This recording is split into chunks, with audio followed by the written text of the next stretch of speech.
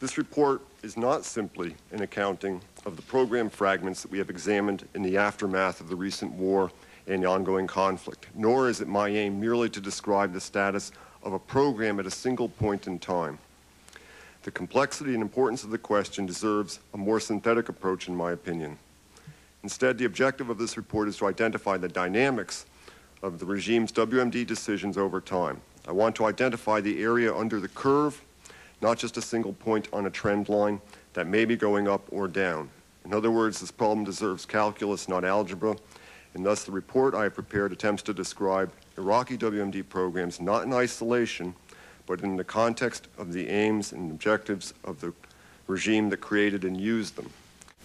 Do you think that since the world is better off, that situation could have been achieved without the intervention of the coalition forces and the active use of military force in what appeared to be a complete and utter breakdown of diplomacy to achieve the goals that we've thus achieved, making the world better off?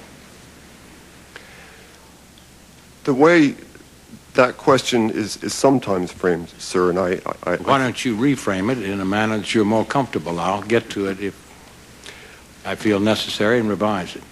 You go ahead. It is clear that Saddam chose not to have weapons at a point in time before the war. Now let's explain which war. You're talking about the second one. The most recent one. That's correct. When we look at the frame of reference that Saddam saw around him, I mean, he saw UN sanctions, he saw forces around him, he saw diplomatic isolation after 9/11, he saw his revenue streams dropping. He chose at that point in time to allow UN inspectors in. As an analyst, I look at that and say, well, were those conditions sustainable? And I find it hard to conclude that those conditions were stable or sustainable. So while Saddam chose not to have weapons at that point in time, the conditions which caused him to make that decision were A, not sustainable, B, extremely expensive, not just for the international community, but for the Iraqis themselves. Over the last decade, observing what happened to the civilian infrastructure of Iraq under the sanctions is stark. I mean, here is a country with enormous talent. The people are educated, westward-leaning for the most part. They had a great education system, and watching that decay under sanctions was not a pleasant experience. There was an enormous price for that. Those are some of the factors. You know, others will look at the data and draw other conclusions, but my opinion is that the conditions were not sustainable over any lengthy period of time. There is the belief, pervaded by some, this is sort of in line with what we were just saying, that there was a status quo in Iraq where basically the sanctions were in effect and things were fairly normal. And so therefore, we really had a choice between the status quo and attack on Saddam Hussein. Isn't it more likely, as you have stated in previous testimony, the sanctions were being eroded, American airplanes were being shot at. As you just mentioned, businessmen all over Baghdad were thinking that it was a matter of time before the sanctions were lifted. We have a burgeoning scandal in the oil for food program, and there was not a status quo. In other words, there was a steady deterioration of any restraints that Saddam, real or imagined, that Saddam Hussein may have felt. Is that an accurate assessment of the situation in Baghdad? That is a very accurate assessment. We spent a fair amount of time analyzing exactly that and trying to understand the strategy and tactics which Iraq was using to encourage the decay of sanctions. So we didn't have a choice between maintaining the status quo and attacking Saddam Hussein. We had a situation which was rapidly deteriorating, and eventually over time, in the view of most experts, Saddam Hussein would have been either relieved of or evaded these sanctions as more and more business was done and less and less actions on the part of the United Nations in enforcing those sanctions. Sir, I think, we detail at great length exactly those sorts of conditions, but, we allow for others to draw their own conclusions. But my personal view is that the sanctions were in free fall. They were eroding. There was a lot of corruption. Were it not for 9/11, I don't know that they would exist today.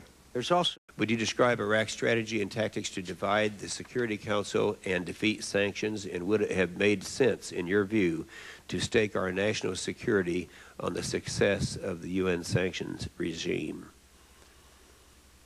Well, I think it's pretty clear that the Iraqi strategy and tactics to dividing the Security Council were having a fair amount of success. I think that's clear in the report when you see that the amount of conventional military equipment that was being sold to Iraq, being transported into Iraq by, in fact, with the help of some Security Council members. There is, in my mind, little doubt that the trend, again, prior to 9/11, that the constraints that the UN was able to put around Iraq were collapsing. Yes. It seemed that the sanctions were working.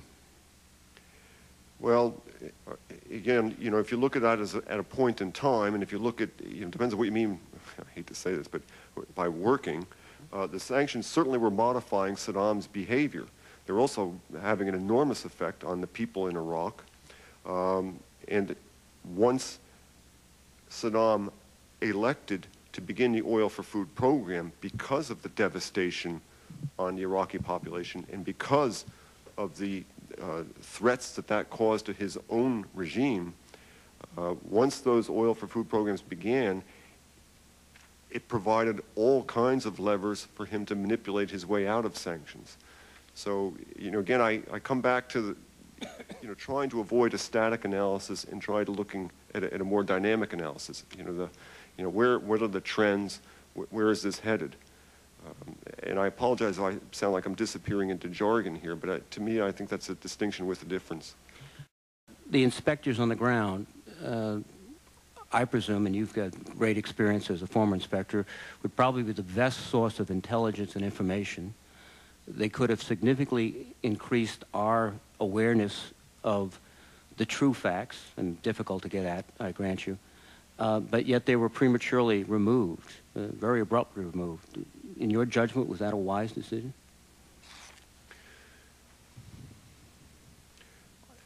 I come back to, first of all, I have enormous respect for the inspectors, and there is no substitute for having people on the ground. That provides a lot of information, it provides a deterrent, but I would come back to the question of, were those conditions sustainable? Hans Blix and his people were on the ground in an extraordinary set of circumstances. The United States had deployed a lot of forces. There was a crisis in the Security Council.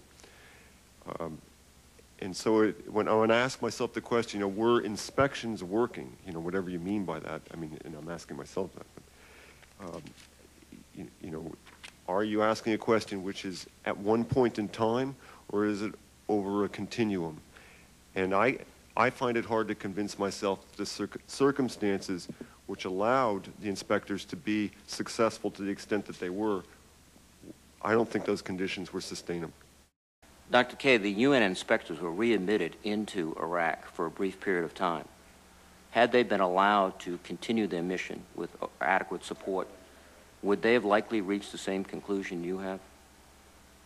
All I can say is that among an extensive body of Iraqi scientists who are talking to us, they have said, the UN interviewed us, we did not tell them the truth, we did not show them this equipment, we did not talk about these programs, we couldn't do it as long as Saddam was in power. I suspect regardless of how long they had stayed, that attitude would have been the same.